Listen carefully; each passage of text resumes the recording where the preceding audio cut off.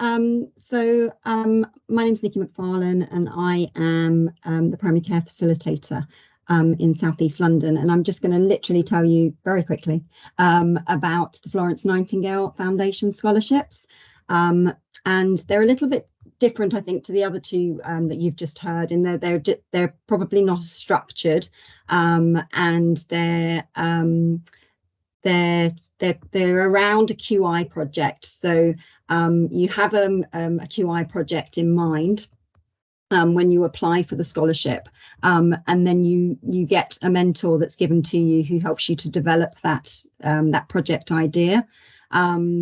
So the scholarships begin each year in May. They run for about 18 months. There are several types of scholarships, so do go on the website to have a look. There are leaderships ones, travel scholarships, and digital scholarships. They're open to all nurses and midwives who are working at equivalent of band 7 and above. And yeah, like I say, they revolve around a QI project. And my particular one was I was the lead nurse at the time for chemotherapy in a hospital in North London. And I was looking at developing online training resources, both for patients and for staff.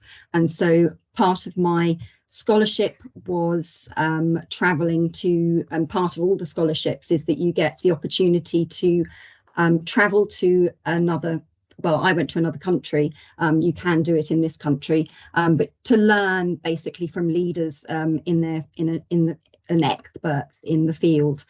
So I went to North Carolina to Duke Cancer Centre, and learned from them, and was able to bring back that learning and use that to inform my own project. You do have to write up the projects, so they either have to be published as a journal article, or as a poster for a conference or an abstract for a conference. And together with developing your QI project, there is a number of sort of interventions in the scholarships, like there is a leadership course, so you go on a residential that is a bit more structured and does have some more of that formal leadership training about, and some of the bits behind the leadership and change management and different styles of leadership. You do get the 360, as was mentioned before by the others, and Myers-Briggs personality evaluation.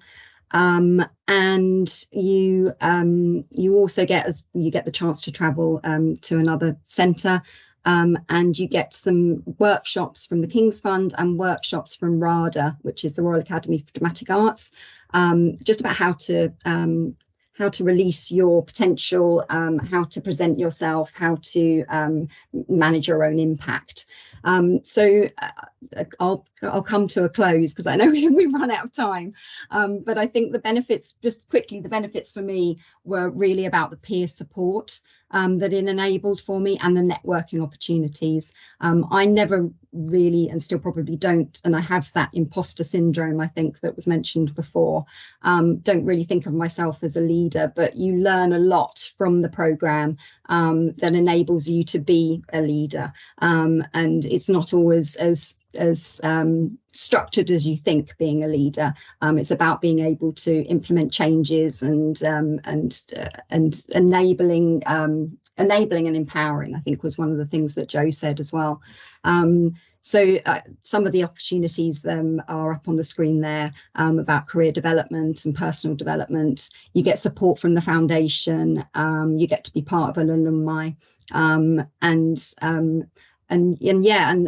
one of the other speakers said, you get friends as well, because you're part of a group. So you get friends that you learn from, and that become part of your network as well. So yeah, I'll finish there.